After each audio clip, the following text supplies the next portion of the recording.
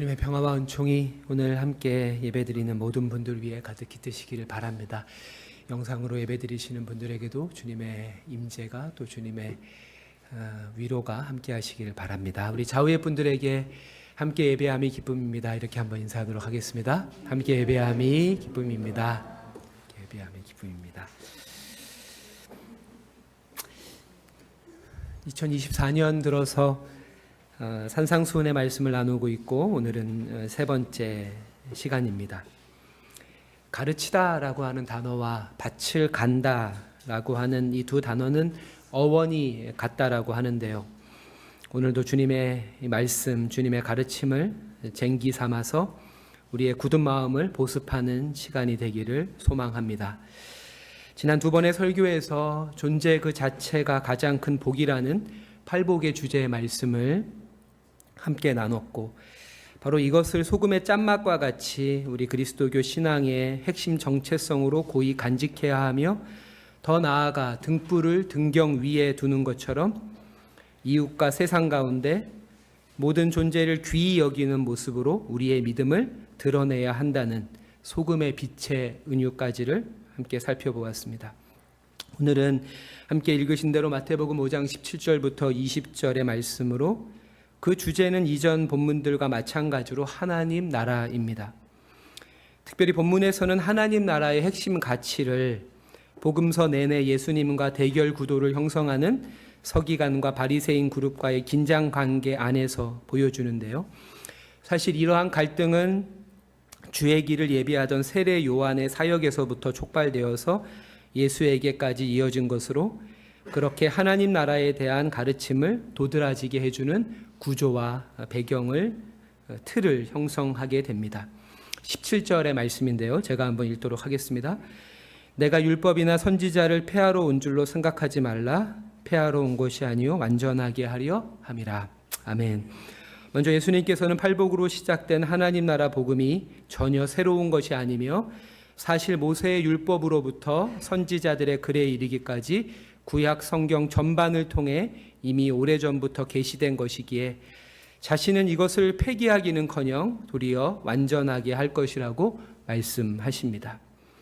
본디 주님은 율법의 보존자이자 해석자이시며 이행자이자 성취자이실 뿐 아니라 근본적으로는 율법의 제정자이시며 궁극적으로는 율법의 심판자이시기 때문에 복음과 율법은 불가분의 관계에 있습니다.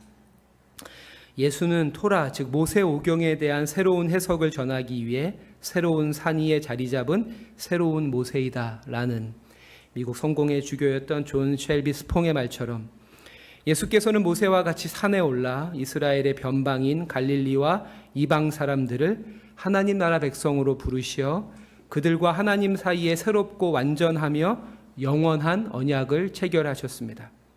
또한 스스로 이 언약의 영구한 보증이 되실 뿐 아니라 실제로 이것이 우리가 살아가는 현실 속에서 지속 가능한 방식으로 실현되도록 기존 모세의 율법을 새롭게 해석해 주시는데 바로 이것이 우리가 함께 살펴보고 있는 산상수훈입니다.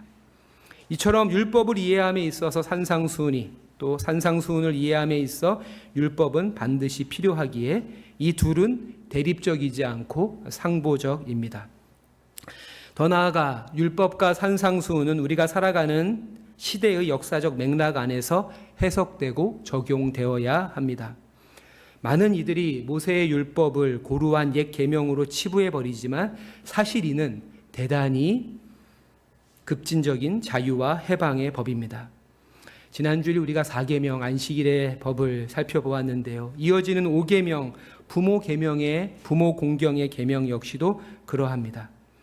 고대 근동에는 10계명 이전에 우르남무법과 함무라비법이 존재했습니다.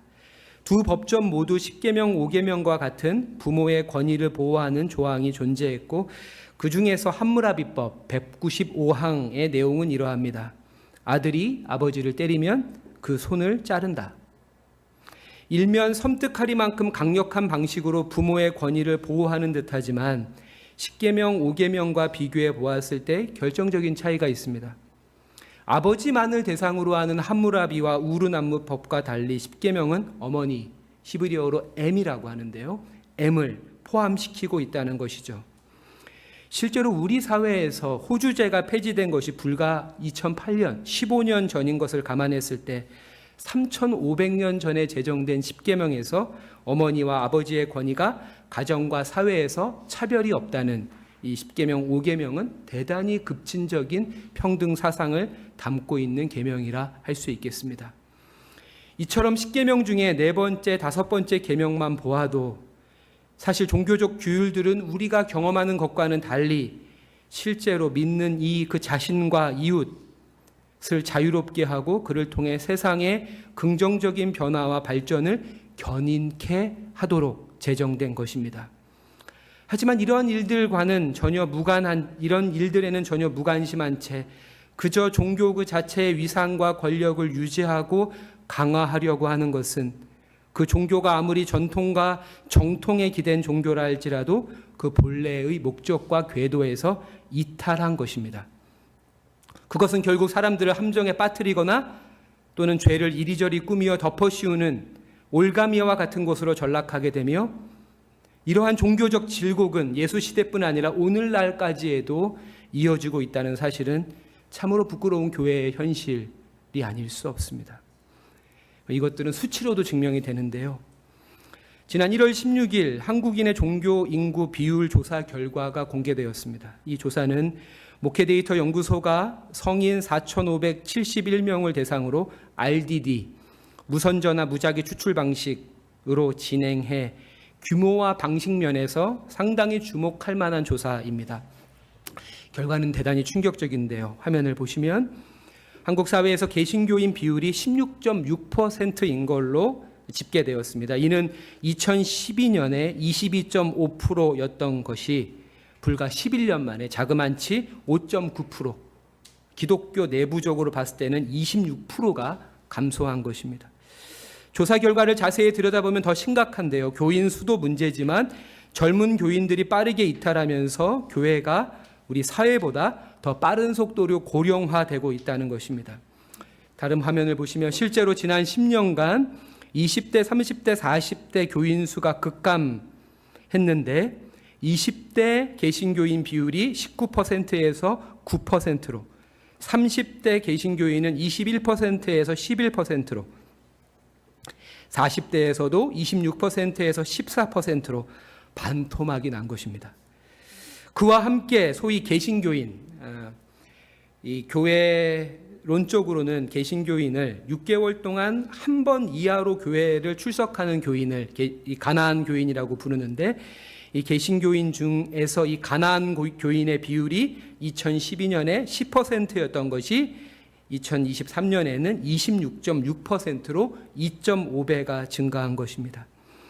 이 조사 결과를 통해서 10년 뒤에 한국 개신교를 전망해 본다면 개신교인 비율은 16.6%에서 12%로 감소할 것이고 그중에 가나안 교인 비율은 26%에서 37%로 증가할 것이다 라는 전망을 할 수 있습니다.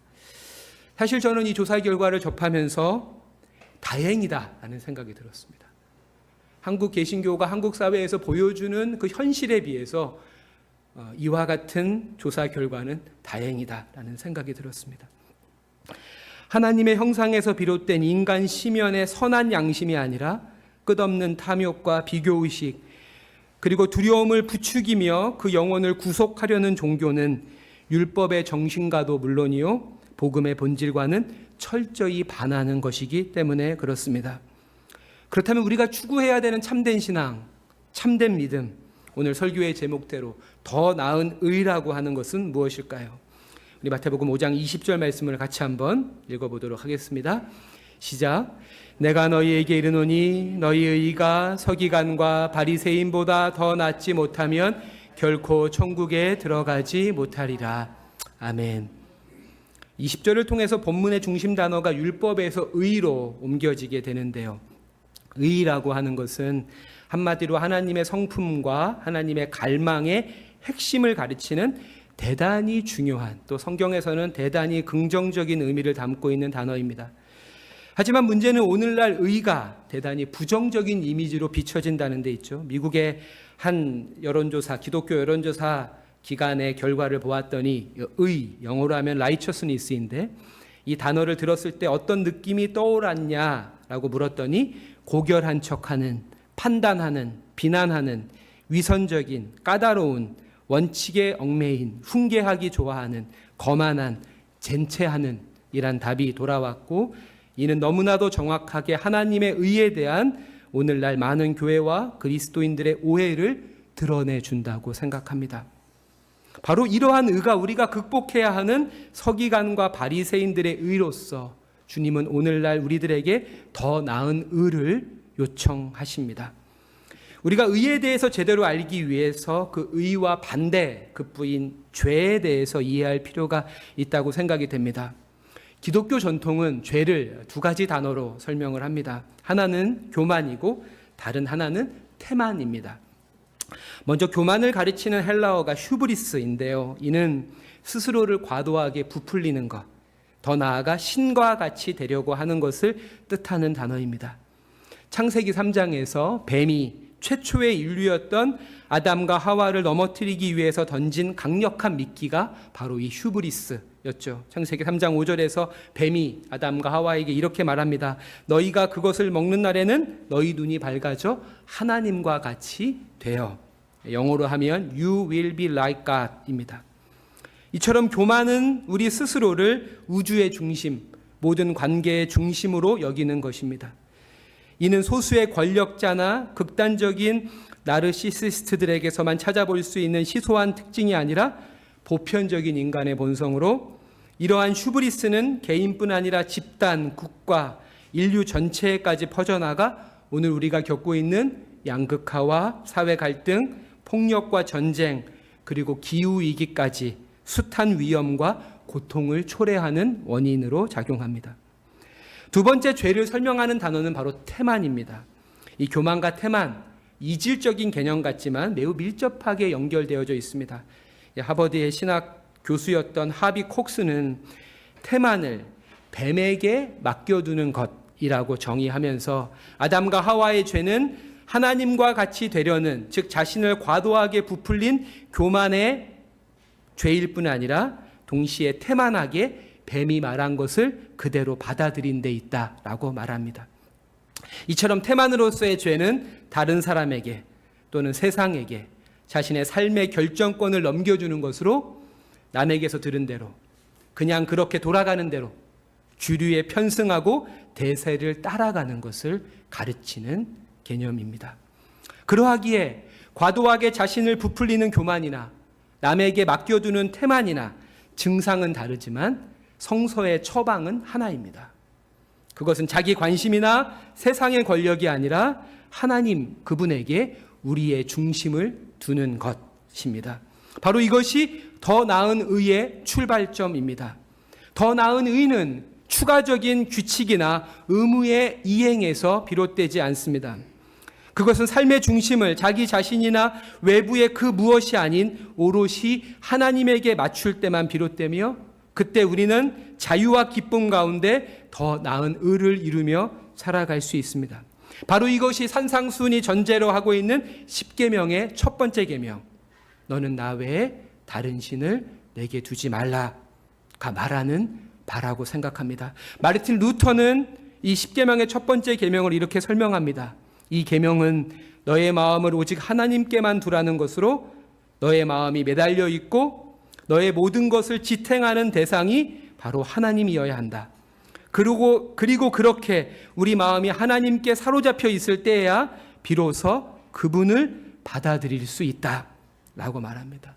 저는 오늘 이 주일이 우리의 마음이 하나님께 매달려 있는지를 살피고 점검하는 그런 시간이 되기를 바랍니다. 19, 20절에서 주님은 더 나은 의를 우리들에게 요청하실 뿐 아니라 이 의를 이루는 자는 천국에서 크다 일컬음을 받을 것이라는 축복의 약속과 함께 너희들의 의가 서기관과 바리새인보다 낫지 못하면 결코 천국에 들어가지 못할 것이라고 서슬퍼런 경고의 말씀을 하시는데, 이 약속과 경고의 말씀은 어떠한 의미일까요? 혹시 여러분 본문을 잠깐 읽어보셨지만 이 19절에서는 천국을 기본값으로 하면서 그 안에서 큰 자와 작은 자를 구별하고 있는데, 갑자기 20절에 와서는 아예 천국에 발을 들이지도 못할 거다, 천국에 들어오지 못할 것이다 라고 하는 이 경고가 좀 이상하게 느껴지시지 않습니까? 이는 팔복과 비교해도 마찬가지입니다. 팔복은 첫 번째와 여덟 번째 복이 천국이 너희 것입니다 라고 하는 이 수미상관의 구조로 19절과 마찬가지로 천국을 기본값으로 하고 있습니다. 근데 갑자기 20절에 와서 천국에 들어오지 못할 거다 라고 하는 이 해석, 더 나아가서 우리가 더 나은 의를 이루는 것이 천국에 들어가기 위한 것인가? 왜냐하면 마태복음 이 5장 8복에서 보면 천국이 너희의 것이다, 하나님을 볼 것이다, 하나님의 자녀라고 일컬어질 것이다 약속하고 있는데, 갑자기 20절에 와서는 너희의 의가 서기관과 바리새인보다 낫지 못하면 천국에 들어가지 못할 거다 라고 하는 것은 팔복이 약속하는 그 천국의 충만함, 천국의 풍성함에 비해서는 갑자기 이 복이 왜소해져 보이고, 우리가 천국에 들어가기 위해서 더 나은 의를 이루어야 한다는 것으로 이해가 되죠. 전체적인 맥락상 20절의 말씀이 대단히 부자연스럽게 저에게는 느껴지는데요, 이 들어가다라고 번역된 헬라어 에이스 엘코마이라고 하는 단어는 들어가다라고도 번역될 수 있지만, 이거는 저의 사역이지만 나타내다라고 번역될 수 있는 단어입니다. 그렇게 본다면 너희 의가 서기관과 바리새인보다 낫지 못하면 하나님 나라를 드러내지 못할 것이다, 하나님 나라를 세상 가운데 나타내지 못할 것이다 라고 해석될 수 있고, 이는 지난주 소금과 빛의 은유의 주제와 일맥상통하는 해석이라고 생각이 됩니다. 말씀을 마무리하겠습니다. 사랑하는 성도 여러분, 교만과 태만에서 돌이켜 우리 영혼의 중심을 오롯이 하나님께 둘 때 우리는 비로소 누군가를 죄인으로 드러내고야만은 바리새인과 서기관들의 배타적이며 획일적인 의가 아니라 더 나은 의, 따스한 의를 통해 다른 사람들 속에 잠들어 있는 선한 양심을 일깨우며 세상을 향한 하나님의 구원의 일꾼으로 쓰임받고 또 주인의 기쁨에 참여하게 될 것입니다. 그리스도인과 교회는 바로 이 약속 위에서 살아가는 존재입니다. 우리가 하나님을 우리 마음의 중심에 두고 더 나은 의를 이룰 때 저와 여러분을 통해서 하나님 나라가 세상 가운데 드러나고 누군가 나를 통해서 하나님의 구원에 참여하게 된다는 이 약속이 교회와 그리스도인들을 향해서 오늘날에도 계속되고 있습니다. 2024년 한 해에도 이 주님의 약속을 믿고 더 나은 의를 통해 누군가에게 천국을 소개해주는 우리 교회 간판을 새롭게 했는데요, 교회 간판은 교회를 드러내주는 거지만 하나님 나라를 드러내주는 것은 저와 여러분이라고 생각이 됩니다.